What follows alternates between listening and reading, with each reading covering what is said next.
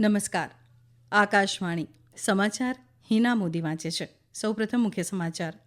પ્રધાનમંત્રી નરેન્દ્ર મોદીએ મન કી બાત કાર્યક્રમમાં આસામના ચરાઈદેવ મેદામનો યુનેસ્કોના વિશ્વ ધરોહર સ્થળમાં સામેલ થવાની વાતને ગૌરવની ક્ષણ ગણાવી.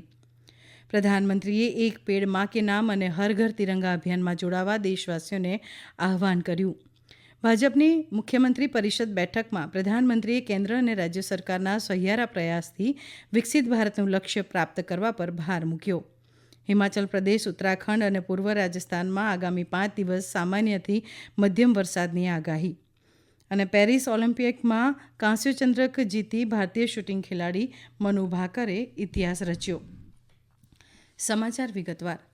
પ્રધાનમંત્રી નરેન્દ્ર મોદીએ આસામના ચરાઈદેવ મેદામનો યુનેસ્કોની વિશ્વ ધરોહર સ્થળમાં સામેલ થવાની વાતને ગૌરવની ક્ષણ ગણાવી છે. આકાશવાણી પરથી મન કી બાત કાર્યક્રમમાં દેશને સંબોધતા શ્રી મોદીએ કહ્યું કે આ સ્થળોની યાદીમાં ભારતનું આ 43મું સ્થળ હશે અને આ ઉત્તર પૂર્વનું પહેલું સાંસ્કૃતિક વૈશ્વિક ધરોહર સ્થળ હશે. પ્રધાનમંત્રીએ કહ્યું કે મેદામ એ અહોમ સામ્રાજ્યના દિવંગત રાજાઓ અને પ્રતિષ્ઠિત લોકો પ્રત્યે શ્રદ્ધાનું પ્રતીક છે. પ્રધાનમંત્રીએ ઓલિમ્પિકમાં ભાગ લેનારા ખેલાડીઓનો ઉત્સાહ વધારવા સૌને અનુરોધ કર્યો હતો. શ્રી મોદીએ કહ્યું, ખાદી ગ્રામોદ્યોગનો વેપાર પહેલીવાર 1.5 લાખ કરોડ રૂપિયાને આંબી ગયો છે, જે 400% વૃદ્ધિ છે. खादी की, हैंडलूम की ये बढ़ती हुई बिक्री बड़ी संख्या में रोजगार के नए अवसर भी बना रही है. इस इंडस्ट्री से सबसे ज्यादा महिलाएं जुड़ी है, तो सबसे ज्यादा फायदा भी उन्हीं को हो रहा है. मेरा तो आपसे फिर एक आग्रह है, आपके पास भांति भांति के वस्त्र होंगे और आपने अब तक खादी के वस्त्र नहीं खरीदे, इस साल से शुरू कर लें. શ્રી મોદીએ કહ્યું, એક પેડ માં કે નામ અભિયાન હેઠળ ઇન્દોરમાં એક જ દિવસમાં 2 લાખથી વધુ છોડ વાવવામાં આવ્યા હતા. તેમણે લોકોને પોતાની માતાના નામે વૃક્ષ વાવવાના અભિયાનમાં જોડાવા, સેલ્ફી લેવા અને તેને સામાજિક માધ્યમ પર પોસ્ટ કરવા આહ્વાન કર્યું હતું. अभी कुछ दिन पहले स्वच्छता के लिए प्रसिद्ध इंदौर में एक शानदार कार्यक्रम हुआ. यहाँ एक पेड़ माँ के नाम कार्यक्रम के दौरान एक ही दिन में 2 लाख से ज्यादा पौधे लगाए गए. अपनी माँ के नाम पर पेड़ लगाने के इस अभियान से आप भी जरूर जुड़े और सेल्फी लेकर सोशल मीडिया पर भी पोस्ट करें. इस अभियान से जुड़कर आपको अपनी माँ और धरती माँ दोनों के लिए कुछ स्पेशल कर पाने का एहसास होगा. શ્રી મોદીએ મહાન અહોમ યોદ્ધા લાચિત બોરફુકનની સૌથી ઊંચી પ્રતિમાની મુલાકાત લેવા સૌને આગ્રહ કર્યો હતો. પ્રધાનમંત્રીએ સ્વતંત્રતા દિવસની ઉજવણીમાં હર ઘર તિરંગા અભિયાન અંતર્ગત હરઘરતિરંગા.com પર તિરંગાની સાથે સેલ્ફી અપલોડ કરવા અનુરોધ કર્યો હતો. શ્રી મોદીએ પરી એટલે કે પબ્લિક આર્ટ ઓફ ઇન્ડિયા પ્રોજેક્ટની વાત કરતાં કહ્યું કે આ પ્રોજેક્ટ જાહેર કળાને લોકપ્રિય બનાવવા માટે ઉભરતા કલાકારોને એક મંચ પર લાવવાનું મોટું માધ્યમ બની રહ્યો છે. હાથવણાટ ઉદ્યોગની વાત કરતાં શ્રી મોદીએ ઉન્નતિ સ્વયં સહાયતા સમૂહમાં સામેલ થવા અને કપડાં પર રંગોનો જાદુ પાથરવા માટે હરિયાણાના રોહતક જિલ્લાની 250થી વધુ મહિલાઓની સરાહના કરી હતી. દેશમાં 8મી ઓગસ્ટે રાષ્ટ્રીય હાથવણાટ દિવસ ઉજવવામાં આવશે. શ્રી મોદીએ કહ્યું, અનેક ખાનગી કંપનીઓ પણ એઆઈ એટલે કે કૃત્રિમ બુદ્ધિમત્તાના માધ્યમથી હાથવણાટના ઉત્પાદનોને પ્રોત્સાહન આપી રહી છે. તેમણે લોકોને પોતાની સ્થાનિક વસ્તુઓને માય પ્રોડક્ટ માય પ્રાઇડ હેશટેગની સાથે સામાજિક માધ્યમ પર અપલોડ કરવાનો આગ્રહ કર્યો. માદક પદાર્થની સમસ્યાના પડકારનો ઉલ્લેખ કરતા પ્રધાનમંત્રીએ કહ્યું કે સરકારે તાજેતરમાં જ માનસની હેલ્પલાઇન અને પોર્ટલ લોન્ચ કર્યું હતું અને તેનો ટોલ ફ્રી નંબર 1933 જાહેર કર્યો છે. પ્રધાનમંત્રીએ આગામી સમયમાં આવનારા પર્વ અંગે દેશવાસીઓને શુભેચ્છાઓ પાઠવી હતી. નવી દિલ્હી ખાતે ભાજપ શાસિત રાજ્યોના મુખ્યમંત્રી અને નાયબ મુખ્યમંત્રીઓ માટે યોજાયેલી મુખ્યમંત્રી પરિષદ બેઠક આજે પૂર્ણ થઈ છે. બેઠકના વિદાય સમારોહને સંબોધતા પ્રધાનમંત્રી નરેન્દ્ર મોદીએ કહ્યું, જ્યારે કેન્દ્ર અને રાજ્ય સરકારો જનકલ્યાણના સંકલિત પ્રયાસ તરફ મજબૂતીથી કામ કરશે ત્યારે વિકસિત રાષ્ટ્રનું લક્ષ્ય ચોક્કસપણે પ્રાપ્ત થશે. ભાજપના ગુડ ગવર્નન્સ સેલના સંયોજક વિનય સહસ્ત્રબુદ્ધેએ કહ્યું કે પ્રધાનમંત્રીએ કહ્યું છે કે વિકસિત ભારતની વિભાવનામાં વારસા વારસાની વિકાસની સાથે વારસાના નિર્માણનું વિશેષ મહત્વ છે. આપણે બધાએ આ પાસાને હંમેશા ધ્યાનમાં રાખવું જોઈએ. ભાજપના રાષ્ટ્રીય અધ્યક્ષ જેપી નડ્ડા, સંરક્ષણ મંત્રી રાજનાથસિંહ, કેન્દ્રીય ગૃહમંત્રી અમિત શાહ સહિત ભાજપના વરિષ્ઠ નેતાઓ ઉપરાંત ભાજપ શાસિત રાજ્યના 13 મુખ્યમંત્રી અને 15 નાયબ મુખ્યમંત્રી ઉપસ્થિત રહ્યા હતા. ભાજપના સુશાસનના એજન્ડા હેઠળ સમયાંતરે આવી બેઠકો યોજવામાં આવી હતી અને આ વર્ષની આ બીજી બેઠક ગણાવી હતી. ભારતીય હવામાન વિભાગે આજે ગુજરાતના વિવિધ સ્થળ પર ભારે વરસાદની આગાહી વ્યક્ત કરી છે. હવામાન વિભાગે કહ્યું છે કે મધ્યપ્રદેશ, વિદર્ભ અને છત્તીસગઢ, કેરળ, માહે અને કર્ણાટકના કાંઠામાં અનેક સ્થળ પર આજે ભારે વરસાદની સંભાવના છે. હવામાન વિભાગે હિમાચલ પ્રદેશ, ઉત્તરાખંડ અને પૂર્વ રાજસ્થાનમાં આગામી 5 દિવસ ગાજવીજ સાથે સામાન્યથી મધ્યમ વરસાદની આગાહી વ્યક્ત કરી છે.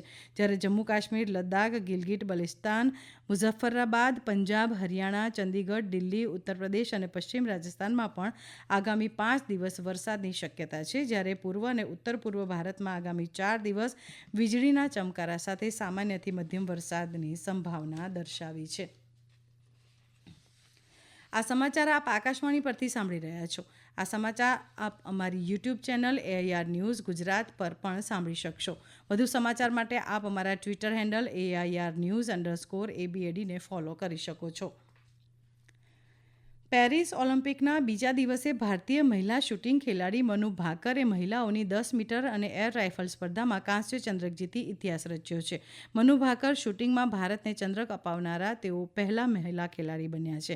તેમણે 10 મીટર એર પિસ્ટલ સ્પર્ધામાં 221.7 પોઈન્ટની સાથે શૂટિંગમાં ભારતને 12 વર્ષ બાદ ચંદ્રક અપાવ્યો છે. આ પહેલા રમિતા જિંદલે મહિલાઓની 10 મીટર એર રાઇફલ્સની ફાઇનલમાં જગ્યા બનાવી હતી.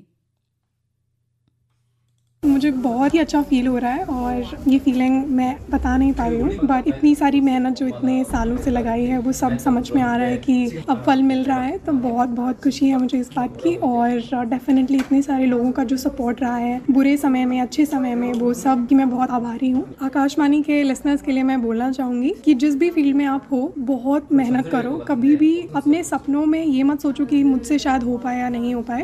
मेरी ही जर्नी देख लीजिए, 8.5 साल हो गए हैं मुझे और इतने सालों बाद मुझे आज ये मेडल मिला है. મહિલા તીરંદાજીમાં દીપિકા કુમારી, અંકિતા ભકત અને ભજન કૌરની ત્રિપુટી આજે ક્વાર્ટર ફાઇનલ રમશે. બેડમિન્ટનમાં 2 વખતના ઓલિમ્પિક ચંદ્રક વિજેતા PV સિંધુએ ફાતિમાથને પહેલા તબક્કામાં 21-9, 21-6થી હરાવ્યા છે. રાષ્ટ્રપતિ દ્રૌપદી મુર્મુ, ઉપરાષ્ટ્રપતિ જગદીપ ધનખડ અને પ્રધાનમંત્રી નરેન્દ્ર મોદીએ ચંદ્રક જીતવા બદલ મનુ ભાકરને શુભેચ્છા પાઠવી છે. રાષ્ટ્રપતિશ્રીએ કહ્યું કે મનુ ભાકર પર દેશને ગર્વ છે. તેમની આ જીત અનેક ખેલાડીઓ અને ખાસ કરીને મહિલાઓને પ્રેરણા પૂરી પાડશે. ઉપરાષ્ટ્રપતિએ કહ્યું કે મનુ ભાકર ઓલિમ્પિકમાં તિરંગો લહેરાવવાની ઈચ્છા ધરાવતી મહિલાઓ માટે પ્રેરણા બન્યા છે. પ્રધાનમંત્રીએ કહ્યું, ભારત માટે આ એક ઐતિહાસિક ચંદ્રક છે. મનુ ભાકરની આ સફળતા ઘણી મહત્વની છે. પેરિસ ઓલિમ્પિકમાં ભારતીય શૂટર રમિતા જિંદાલ મહિલાઓની 10 મીટર એર રાઇફલ ઇવેન્ટની ફાઇનલમાં પહોંચ્યા છે. જોકે રાષ્ટ્રીય શૂટિંગ કેન્દ્રમાં ક્વોલિફાય થવામાં ઇલાવેનિલ વાલ્વરિન નિષ્ફળ રહ્યા છે. રમિતા જિંદાલે 5મા સ્થાને રહી 631 પોઈન્ટનો સ્કોર કર્યો છે. હવે તેઓ આવતીકાલે ફાઇનલ રમશે. પેરિસ ઓલિમ્પિકમાં અર્જુન બબુતાએ ક્વોલિફિકેશનમાં રાઉન્ડમાં 7મા સ્થાને પુરુષોની 10 મીટર એર રાઇફલની ફાઇનલમાં પોતાનું સ્થાન જમાવી લીધું છે.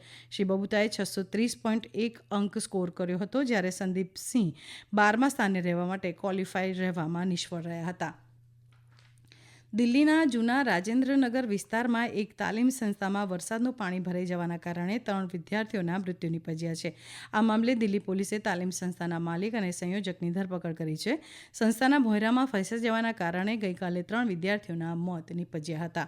નાયબ પોલીસ કમિશનર સેન્ટ્રલ M. હર્ષવર્ધને કહ્યું કે આ ઘટનામાં મૃત્યુ પામનાર 2 વિદ્યાર્થીની અને 1 વિદ્યાર્થીના મૃતદેહને તપાસ માટે મોકલવામાં આવ્યા છે. આ અંગે કેસ નોંધ્યા બાદ તપાસ શરૂ કરવામાં આવી છે. અંતમાં મુખ્ય સમાચાર ફરી એકવાર. પ્રધાનમંત્રી નરેન્દ્ર મોદીએ મન કી બાત કાર્યક્રમમાં આસામના ચરાઈદેવ મેદામનો યુનેસ્કોના વિશ્વ ધરોહર સ્થળમાં સામેલ થવાની વાતને ગૌરવની ક્ષણ ગણાવી. પ્રધાનમંત્રીએ એક પેડ માં કે નામ અને હર ઘર તિરંગા અભિયાનમાં જોડાવા દેશવાસીઓને આહ્વાન કર્યું.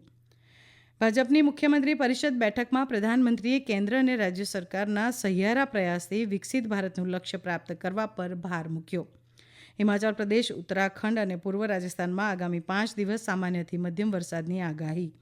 અને પેરિસ ઓલિમ્પિકમાં કાંસ્ય ચંદ્રક જીતી ભારતીય શૂટિંગ ખેલાડી મનુ ભાકરે ઇતિહાસ રચ્યો. આકાશવાણી પરથી સમાચાર પૂરા થયા.